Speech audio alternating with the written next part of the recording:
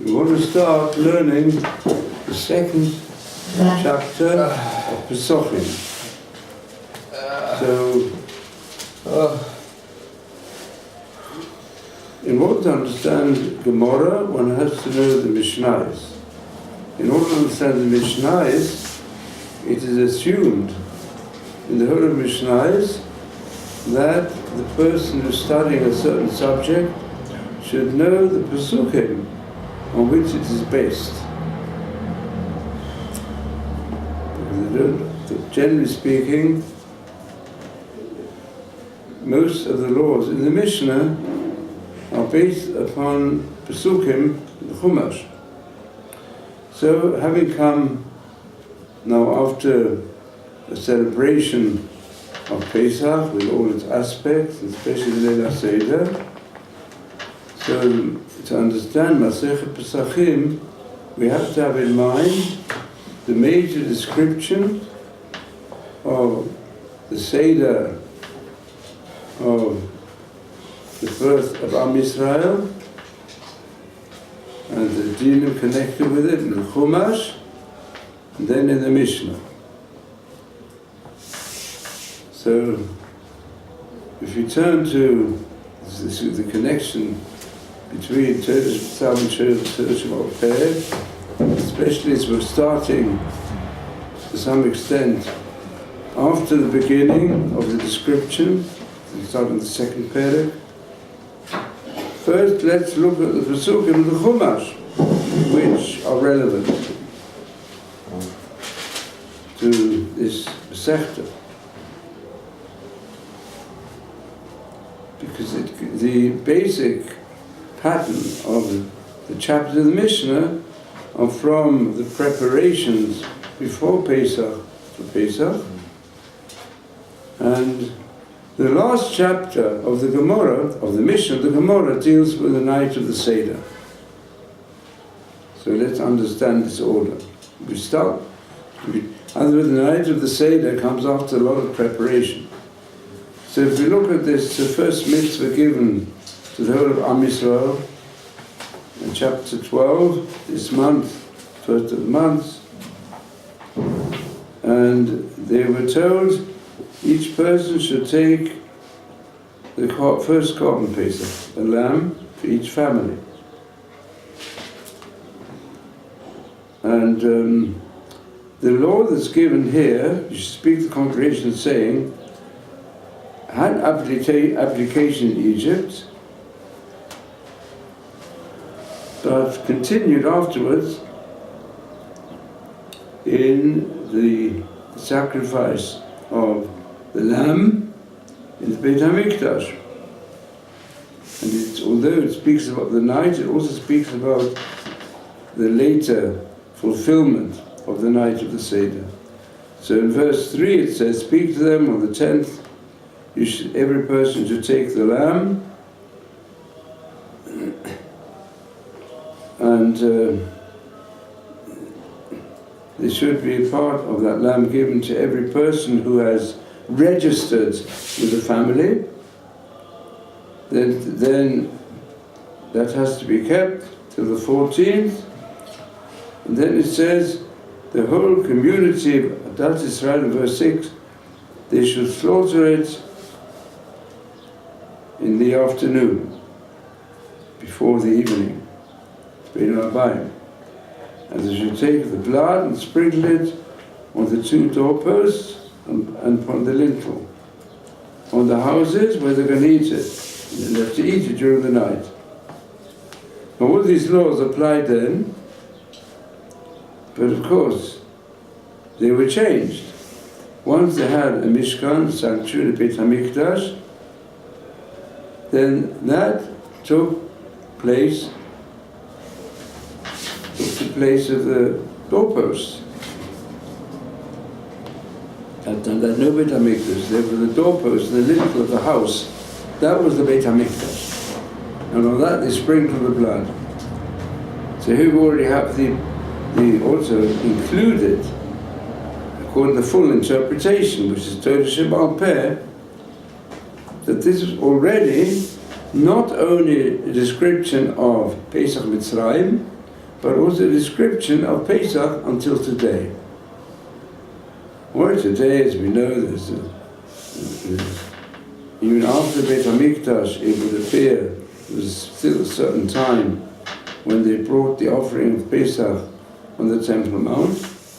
But today that's not possible. But it's Hashem. It'll return.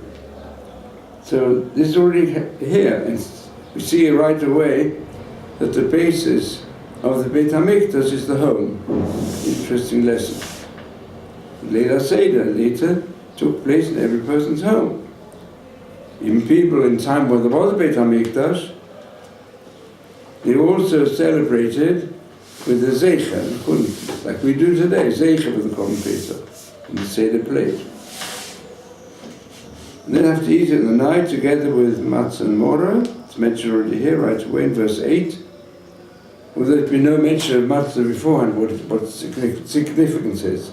But that's the way Torah Shabbat, it is something we see right away which does not have just one application.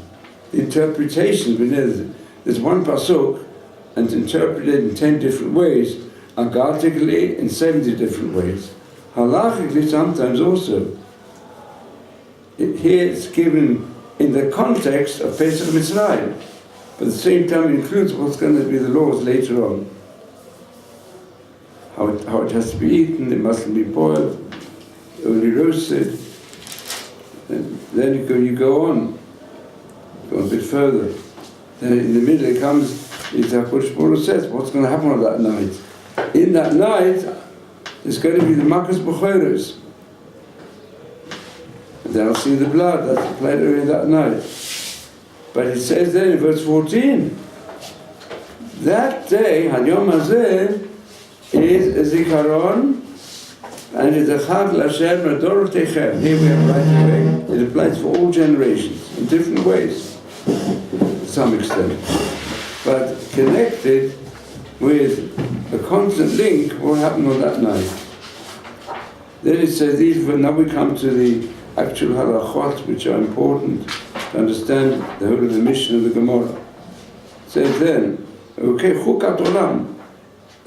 The night of the Seder, which is contained in Pesach, which took place in Egypt, becomes a statute for all generations, for eternity. Then it says, Shivat Yamim Matzot Tochelu. It says, 7 days you should eat matzot. That didn't apply when they went out from Egypt. But still, it did apply and for all generations. Ach Bayom HaRishon, why this verse, it speaks Bayom HaRishon, Tashpitz Om B'Batechem, you've got to remove all leaven from your houses, because everyone eats chametz, that soul will be cut off from Israel from Yom HaRishon to Yom HaShvi. Yom HaRishon is Mikra Kodesh, Shvi is Mikra Kodesh. The Kol Malacha Yisei Lahem. In those days no work may be done, but if you need to do work of cooking or whatever, in order to have meals, that you may do on Yom Tov.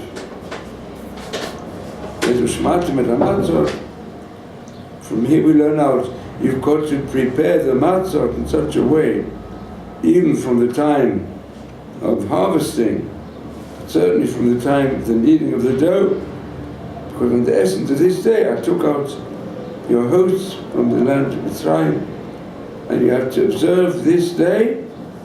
That's Chukat Olam. Then it goes on, Barishon, which is the first day? 14th. The 14th day of Pesach is also a Yom Tov in part, because that's the day of the slaughtering of the Pesach offering, which took place in Egypt and takes place when there's Beit HaMikdash. So then from that evening you've got a special mitzvah to eat matzah until the 21st, the evening. Then it says, for 7 days, no leaven should be existing in your domains, because anyone who eats any chometz, that soul will be cut off. Then even it's called machmetzes, means anything mixed up with chometz you mustn't eat. And all your habitation eat matzah. So, this has to be, in the context of this, so we have the Mishnah. Now let me explain the Mishnah. You'll find the Torah Shebaal Peh was passed on from generation to two different ways. One way was with oral traditions which came together with the written text. And where is it recorded? For this passage, for this chapter here, and also the ensuing chapter which continues the Lord of Pesach, it's in the Mechilta. The Mechilta is the earliest midrash, halachic midrash. There's midrash agadim, all different interpretations. Halachic midrash goes right back to Sinai. In fact, you can only understand this passage if you do the Mechilta. Then you see how it's all bound up. A lot of the oral traditions go back to these verses directly, how to relate to them. Because in the Torah Shebechsav, you've got the Pasuk and the Pesukim in a double context. You've got to know what applies when. It tells you the history, what happened,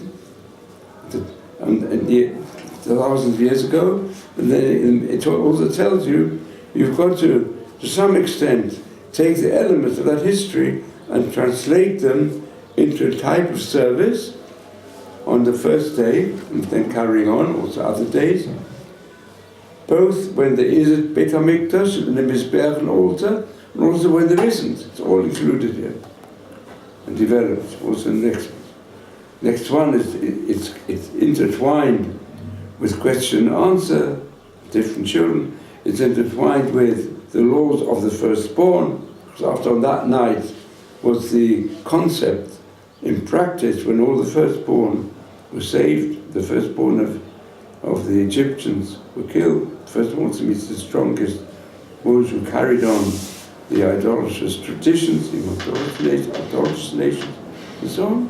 So you have other mitzvot also involved in that.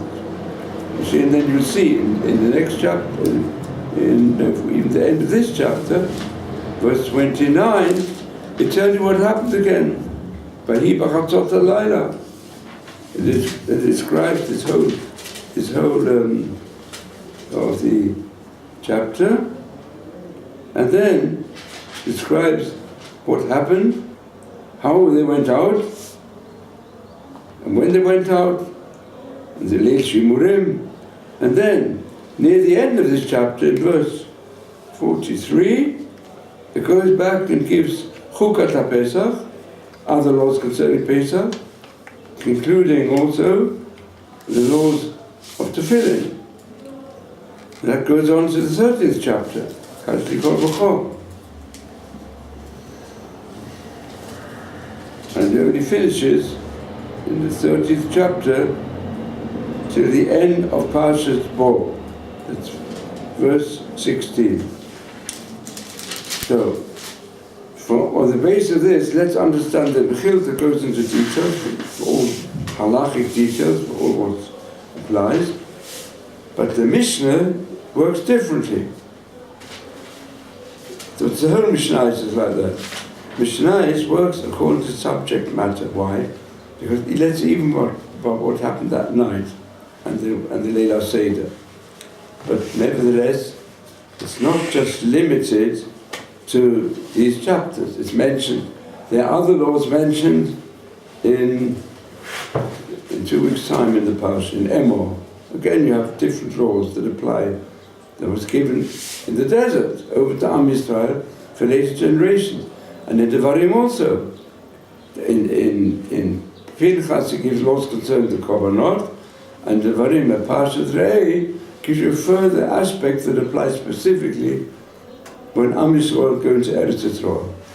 And it says the Mishnah tries to incorporate on a wider basis than a specific text. So in the light of this, if we now want that we're starting on the second perek of Mishnayos. So in order to understand the second perek, you have to know it's related to the first perek. How did the Mishnah begin? First perek, I suppose all of you know, or Leabo also. The first perek begins with the day before Pesach. The search for chometz, which you have to do in the evening of after the 13th. Then to search the chometz. But you've got to, why you've got to make sure there should be no chometz left in all your domains. They've got to search for it first, and then you have to nullify it, and you have to burn it the next morning for a certain time. So if you want to understand the beginning of the second perek, I think the only way to we have to pass together the Mishnayos, even just with a simple understanding, the Mishnayos of the first perek. Because I don't know if you've all done the Mishnayos of the first perek. I think that's what we should do. After hearing any questions from you. Do you have any questions? I want to give it in a systematic fashion. See how, otherwise, if you haven't got an inkling of the first Mishnayos, the first perek, you won't understand the beginning of the second perek. Yeah. Please. So why we don't start with the Gemara from the first chapter? Pardon? Why we don't start with the Gemara from the first chapter? Why did we choose the second chapter instead of the first? So, when in our type of shir, where I think it's been rewarding for me, but I think probably also it's helped some of you to get into Gemara learning. The content of the way and discussion in the Gemaras, as we saw when we did brachas also, go off on a tangent. There's a form of literature, which is a form of modern literature. It's partly prose and partly poetry. It's called the stream of consciousness. Have you any heard of it? The stream of consciousness. That means, some say in literature, there's such a thing as very prosaic literature. It deals just with history, what happened, or a story, a novel follows us up. But the stream of consciousness is the way in which people experience things, also emotionally, and also even subconsciously, what goes through a person's life. It's a live stream which is the part of every person who lives. We don't all live according to a definite pattern. The pattern becomes mixed up through association. The pattern of life is through association. I mean, you can't predict beforehand how a person's life is going to develop, but certainly it includes simple teachings which they're given by parents to children, by other peer groups, when children grow up, or even when children are young, all throughout life. Depends whom you meet and where you have to go, and you can't predict how a person's life is going to change. Similarly also, the way of the Gemara is in Halakha Agadah. If you're dealing with a subject more in a wide and deep manner, then you go off on a tangent as well. But that we saw. That was so. Therefore, the first chapter of Pesachim contains many complex sugyot, discussions, which don't belong to the average Talmud, shir. If you get lost in that,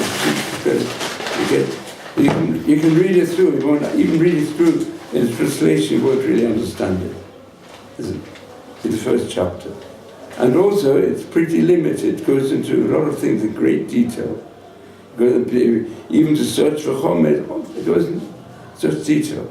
But the second chapter leads you to also to wider inyonim, and things that I think everybody here will benefit from. So generally we like to choose a chapter that includes a bit of Agadah, or that includes not just simple, there's more simple halachot going to very, very big detail. And it's more practical also, the second chapter. First chapter deals mainly, the main subject is the Bedikat Chametz, and then afterwards it goes off to other things. So it's good to do the Mishnah first. Why? Because otherwise the first Mishnah of Kol Sha'ah is based upon the previous Mishnah.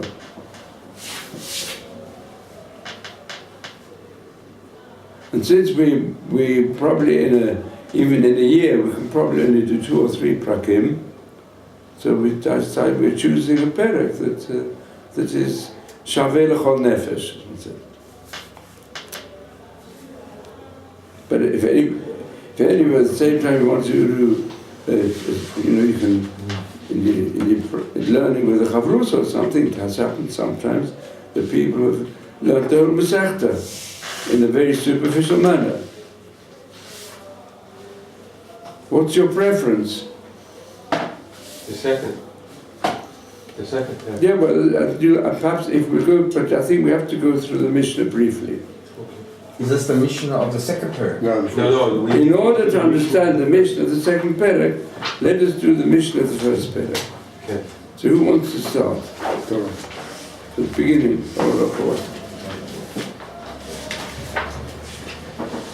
We will start, Asha? What's all mean? So in this case is a euphemism, is in the night. It means the night. It's called a euphemism. It's called the night. It's a discussion. And it's used frequently, always used frequently in that sense. So it means the night of the 14th, yeah? כל 14 בודקים את החמץ. To search for the chametz? To search for chametz at the light of the candle. כל מקום שאין מכניסים בו חמץ אין צריך בודקים. Any place where we don't bring in chametz, we don't need to search. ומה אמרו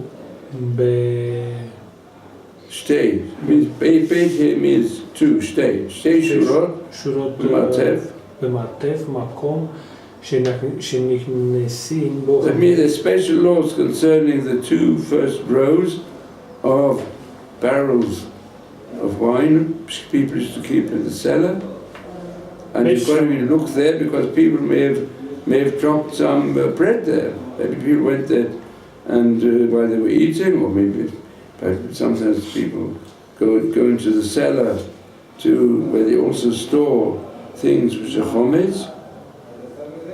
So you have to search. If you've got a lot of crates or a lot of barrels, they speak of, containing wine, and one is put next to the other, you've got to search for at least 2 rows. It's a cellar where there aren't. If you want to say the Rashi, Shtei Shurot, I'll say Shechoviot, of barrels that are put into a wine cellar. Sarich Livdok Benehem, you have to look in between the barrels because someone may unfortunately have been there with some sandwiches and there might be chometz there.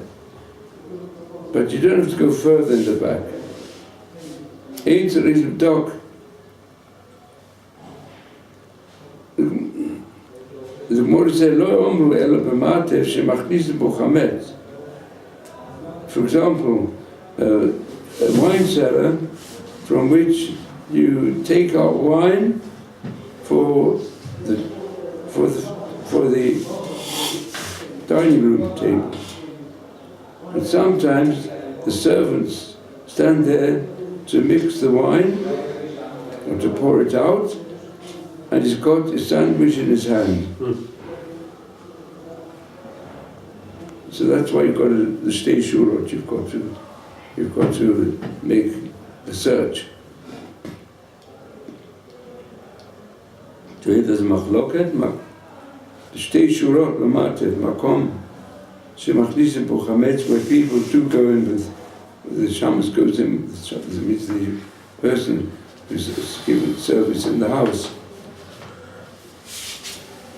Sometimes has a sandwich in the hand, בית שמאי אומרים, שתי שורות על פני כל המטה, 2 rows on the front face of the whole cellar. בית הלל אומרים שתי שורות החיצוניות. Only the 2 rows which are outside and which are high up, because the some said barrels one on top of the other. Question? The halakha is like Bet Hillel. Yes. So Bet Hillel here is more makel. Yes. Well, so question. It's a little bit About surprising. this whole discussion in the Gemara about that. Is the argument in Metzias? I mean, they're arguing about where one would leave his. Look, it all depends. Look, this is the application of the Mishnah from the search which you have to make according to the conditions which existed in this time of Beit Shammai and Beit Hillel. It was a custom to have such wine cellars and they had servants to go down and bring up the wine. So in practice, the principle is that it all depends upon the lifestyle in different Jewish circles. Shema is more strict. Huh? Shema is more strict. One would expect here Bet Hillel to be more strict. Well, one of the reasons I didn't choose the first parak to learn because of this. There's long discussions which took place also amongst the earlier Amorim of the Gemara. How to apply them. So that's Your 4 ways. How to, there's no. My idea is not to learn the Gemara as the first parak. And now you're leading him in not only the Gemara, No, because the way which all the Rishonim learn it. it's a surprising Mishnah. Yeah. What? Yeah, if you go deeper into most Mishnahs, then surprising. You look at more of that. What is surprising? Normally Beit Hillel is more. So we'll go to the next Mishnah, which is on Daf He's Tet. more lenient now. Daf Tet. One of the things is also there's a great deal in this first parak concerning That was a custom. the dragging away of bits of bread by the rats and the mice. So that is why do I have a ruling in the yeshiva? I do not allow any food upstairs which is made from grain. And unfortunately, some people don't take notice, but I've made a strict rule. And because also upstairs we've got a lot of sforim. And we've had plenty of attacks of vermin, of rat and mice, because people take, I don't allow it. The person's very sick, so therefore we say, well, you've got to take up also grain products sometimes. So then you can make sure it's brought down and clean. And also ask everyone to empty trash bins non-stop, because and also don't allow, on the whole, I don't allow people to bring sforim into the dining room. I say, if you bring some, take them right back. Only, or some sturim and so we put them away for Pesach. Because there's no way in which we can do bedikas chometz amongst all the sforim.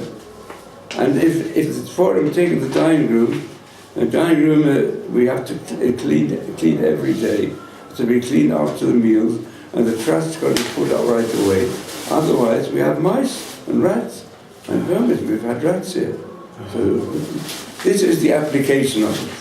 Now you'll find in the Mishnah already, it's discussed all this, that it's the rats and the mice and who drag crumbs all over the place. So the second Mishnah is, the Hulda is a rat.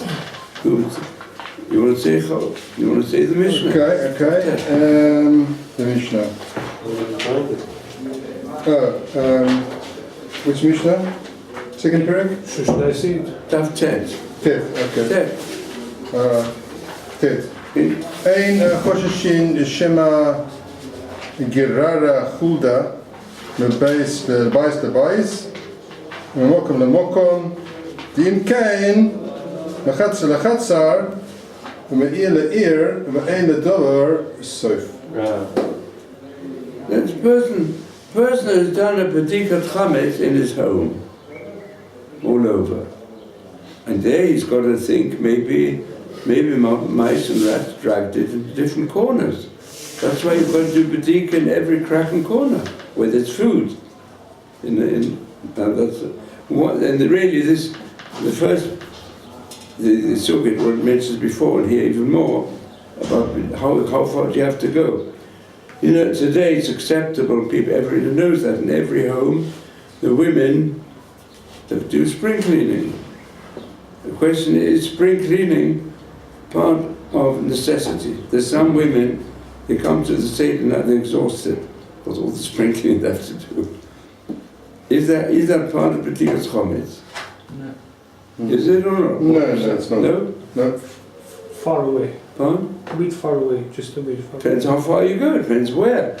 I mean, I would say that unless there's a thorough spring cleaning made in the kitchen and in the pantry and so on, where you store bread and cakes all the year round, unless you make it very, very thorough, you can't.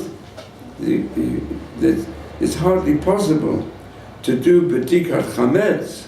It wasn't spring cleaning before, that means it's part of it. As long as they don't overdo it. They like to wash the windows. Pardon? Okay. But of course, what is important, they shouldn't go and become too exhausted. They've got to do it. They shouldn't yell at their husbands. Pardon? They shouldn't yell at their husbands. That's right. No, sure, it's all got to be done in a calm manner. Chas v'shalom, person should have arguments about that. But like this, I mean, there are many, depends what the kitchen and the dining room are like, generally. You know, how far, particular all the year round. Makes B'tikat Chametz to do it on just after nightfall on the nightfall of the 14th, to do it in an hour or two is not possible unless there was thorough cleaning beforehand in every way, and there was a search made already beforehand that makes it much easier than to make sure. But sometimes, even after spring cleaning, and even after the balabostas looked around everywhere, you can find something. If you find a Pesach, you find cakes. It does happen, or sweets, candies somewhere in a corner. Especially little children.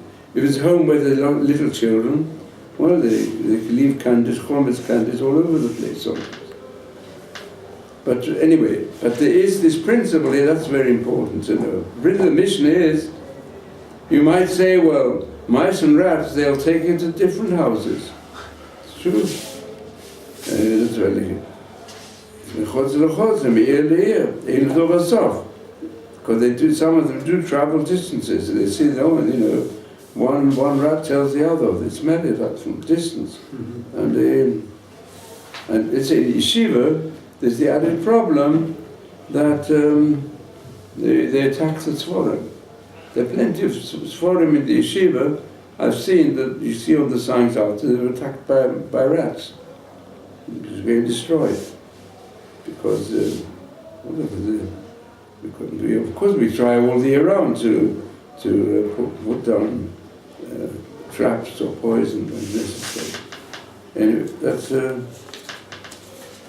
there's many discussions in this next Gemara concerning all these situations. How far you go? Yeah, we had a question on the previous. How far can you apply this to life in general? If you found, for example, a good shidduch, and you're going to say you're going to take it because otherwise ain't a dove sof. Cool. Very important. It's good, yeah. Very important. Yeah. Very important, and it's a severe problem because if you're going to be choosy, then you become more choosy each time until sometimes people can't get married. That's it's important. I've seen some Talmidei Yeshiva in that situation. It's a big pity because you know, if you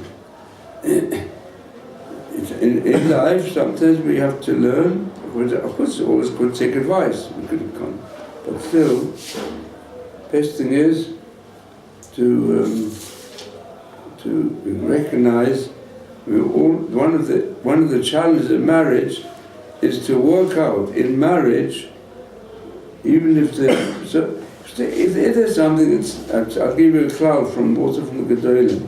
If when you meet again and again, if the problem is there's no chemistry, and you don't feel the romance, but otherwise, from a cooler angle, you've got to think, you see it's very, very suitable. Some of the suitability means opposite characteristics, but nevertheless, you feel that one can help whatever characteristics don't exist in your own behavior and your own character, and you see there's good points in the shidduch that suggested to you, and it's Asa connector, it's not always Asa, because it's the same. You can have the same basic vision, what you want to do with life, but you get more out of someone who's different. Today, as they say, the major book of this by the Gentiles is called Men Are From Mars and Women from Venus. We have to know that, different. So that's Asa connector. And it's important. Okay, Ein Davasov, you're going to be choosing. Ein Davasov. Whoever it is. Now we come to, if you go to Daf Yud Aleph Amud Bet, page 22. Okay. You want to say, Brad? Page 22. Now we already come, I tell you, the order of Pesachim is a chronological order. Huh? Yeah. Daf Yud. Huh? No question. There's another Mishnah before? Next Mishnah. Which page? Yud Aleph Amud Bet. Oh no, I'm sorry. No, I'm sorry.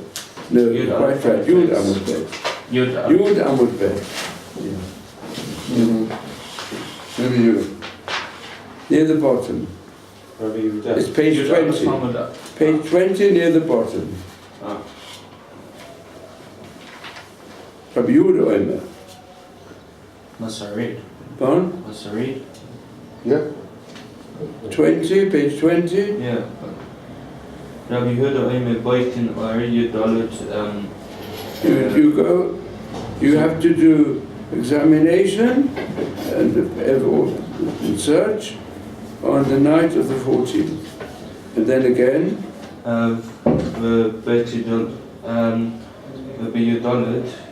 Shachar. Again in the morning. Uveshes Avir. Uveshat Habiur.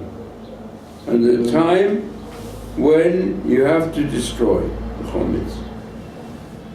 Others, there's 3 levels that we do today. 3 levels. At night, you do bedika and you make a declaration that what declaration you make at night? Call a At night you make a declaration. Here. A bittel. Yes. After the. Say kol chamira the chamir. That means every thing that is a chometz or leavened product, which of whatever I found, but I nullified, and whatever I'm not going to burn it. But the burning you do it in the morning, I'm going to destroy it, and what I haven't found should become nullified. I haven't found it, but it's still there somewhere. and it should be hefka, ownerless, like the dust of the earth. That means what I haven't found, so I can't destroy it. But I might have some which I haven't found. So what can I do with it? I declare it ownerless. So some say it really means a declaration of hefka. Then it's no longer mine. So if it's no longer mine, I've only got a duty to destroy any chometz which belongs to me. But if I make it ownerless, it doesn't belong to me anymore. Therefore, and I reckon it also that the dust of the earth, as some say, reckon it that the dust of the earth means something else than hefka. Hefka means to make it ownerless, and that doesn't mind, I don't ever finds it. Of course, he has in mind non-Jews or hefka, or anybody's animals. But when he said like the dust of the earth, it's really a bitul. In other words, even if that's because it's machlokes Rashi and Rabbi Tam, where the bitul is really hefka, or it's making ownerless, or where the bitul, which has, on Erev Pesach, is a way of making it non-existent, as far as I'm concerned. It has no value whatsoever. What's Anyway, there is a detailed discussion that is brought in the Gemara and the Rishonim. Yes. But there are 3 times. Also today, that's what we do. The 3rd time is when you're burning it. When you're burning it, you also make a pitul chametz. You say the same thing, only this time, you say, whatever I have found, I'm burning it up to become dust. What I haven't found should become nullified, like the dust of the earth. So he says you've got it 3 times you have to do it. Now what, the sages said something further. Can you say, lo badak? Perhaps continue. Lo badak or yuta, what did he forgot? He wasn't able to do the search at the night time. What should he do? Yivdok, Beyud Dalet. Then he's going to make a search in the daytime. That means if you made the full search at night time, you don't have to make another search. You made your complete search in all your domains at night time. In the morning, it's really, when you say again, he said, Bodkin or Yudal Shavishat Habio. He doesn't use the word Bodkin directly. He said, in the morning, you have to repeat the statement. And you repeat the statement when you burn it. In a slightly different manner. The Chachamim said, what else you forgot? You came late, you weren't able to. Then what you do, then you've got to do Badika in the morning. And then what happens if Lo Badak Yudal, what happens? The whole of Erev Pesach, he didn't make a search. What should he do? So what should he do? Let's say he expected to come in time, but there was a traffic jam, or he had to fly in or something. The flight was delayed, so he arrived late. He arrived after midday on Erev Pesach, but you can't do anything anymore. So what should you do? And well, he might have just been in time for the Seder. What should you do? Lisha says, Lo badak b'yudalet, yivdok b'toch hamoed, whenever he comes. Then he's got to go and search within the time. Yeah? Within the time of the festival. It's in Yom Tov? B'toch hamoed, no. B'toch hamoed means within the time. Rashi says, B'shad shishit shu moed abiyot. Within the time when you've got to destroy the chometz, which is the 6th hour. That means the hour from 11 till 12. That's called the 6th hour, when the day is reckoned from 6 in the morning to 6 at night. So the 6th hour is from 11 till 12. which is the time when you've got to burn it up, then what should he do? He's got to search and destroy. That hour.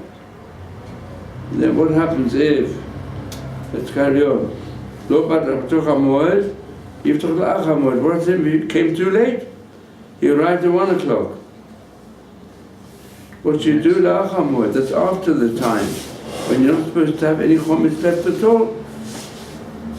That's achamod means from 6 to it's really from 12 o'clock onwards until it becomes dark, Rashi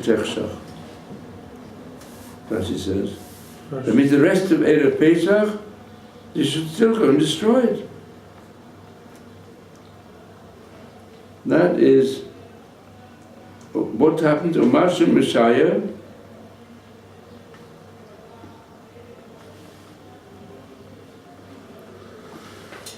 Nachamud. Umash Messiah, what happens if he's left things over on Pesach? Then what should he do? Then you should put it in a hidden place, so it won't have to. They won't have to, because on Pesach itself, it's too late. What should you do? You've got to put it in a place where it can't be seen. So this. Discussion earlier. A question on Hefker? Yes. A question on Hefker? Yes. Somebody owns something in the statement of Hefker immediately is no longer his possession? Or does something else have to happen? An act, Normally, somebody else has to take it. Normally it's got to be a declaration in front of 3. Normally. But those who learn for Erev Pesach, they said you can make it hefker even as long as you declared Be'nova Be'natzmi. You're allowed to, or for Rabbi Tam Shitze is the bittul is mitam hefker, it's mitam hefker. That's what we say. In the declaration we say lehave hefker, it should become ownerless. Normally a person, let's say he's got the bottles of wine, he wants to declare them ownerless. So should get 3 people and say in front of them, I declare these bottles of wine are ownerless, anybody can take them. And what do you do? They can also write a notice. If you get like people who give it, often people put notice in the shiva, they put out this, give it foreign, put hefker. Otherwise they open it to the public. I mean, if you write it on a notice where people go, but it should be hefker, it becomes ownerless. Or you either declare it or write it out to the public, or 3 people, minimum 3 people, should know that it's ownerless. Then the din is not yours anymore. Isn't there some argument of bringing it to a place where people can obtain it? I mean, what's the toilet if it's declared ownerless but it still sits in your cabinet? Doesn't the person, in order to really make it hefker, have to make it That's available? why it has to declare it hefker in front of 3 people. We say when something is known to 3 people, it'll become public knowledge. Or you put up a notice in a public place where people go all the time, and you put out, say, right on it hefker, then you can take it. If you write hefker and you put it in your cupboard, can someone come and take it out of your cupboard? No. Well, normally it doesn't work. Won't work. Normally it's not a hefker, only Erev Pesach. The only time the Chacham Institute, especially for the situation of what it says in the Chumash, all based on the Chumash. What's in the Chumash? We saw now the Pasuk, for Erev Pesach, there must not be seen any of your possessions, which are yours. But if they're not yours, don't transgress it. Therefore the Chachomim said, since the Chumash, in any case, declares all Chometz belong to people, belong to Jews. They say all chometz has no value, not considered valuable. Therefore, if a person makes the declaration that it's not mine anymore, then it becomes ownerless. That's what. Sorry, because it leads to some questions. Just on Hefker, the three people, when one makes a declaration for three people, is it the same rule as Edim? Do they have to be male, bar mitzvah age? Are there conditions for the three? Can it be members of your family? What? Over bar mitzvah. Members of the family? Also, yeah. No member. You can make in front of your sons, you can say it's okay, it's enough. That's a question. And then another question, if it's hefker, can the person himself take it back? You make something hefker. The person himself can then take it, he says, ownerless, now I want it back. Or he has to give it up in his heart, too. Yes, give up entirely. Well, if he considers it after the Ara, well, then can take it back. Just a minute. It speaks about normal hefker or hefker of chometz? Maybe both. In the case of hefker of chometz, when you declare hefker, you can't take it back, not shy. But the hefker, it's really, it's called bitul. In the Gemara it's called bitul, which is nullification. You nullify something which has no value at all. Then it doesn't have value. It says there's two things which the Torah considers, which does not belong to a person, but the Torah considers it to belong to the person. One of the a person digs a pit in the street, it's called his pit. The street doesn't belong to him. He goes and digs a pit in the street and people fall in, say, Bala boy shalem, he's got to pay. So why should I pay?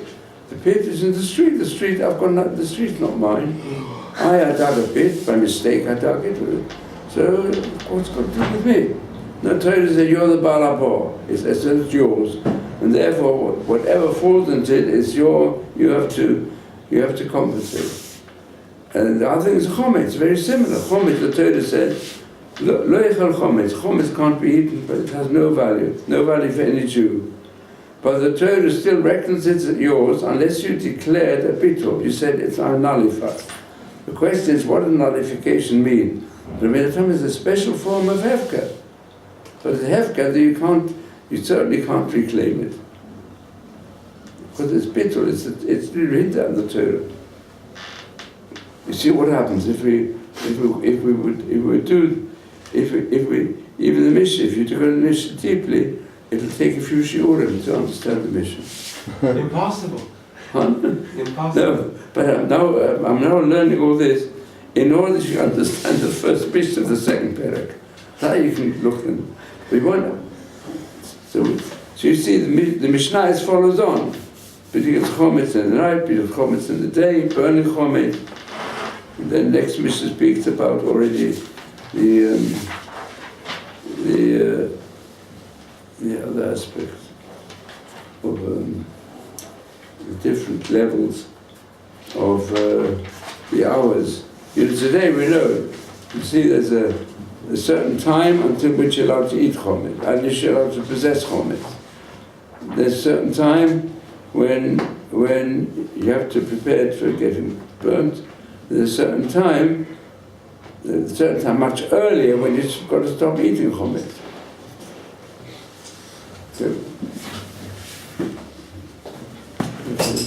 So next year we'll continue with the other Mishnahs till we come to the first Mishnah of the second Perek. Super.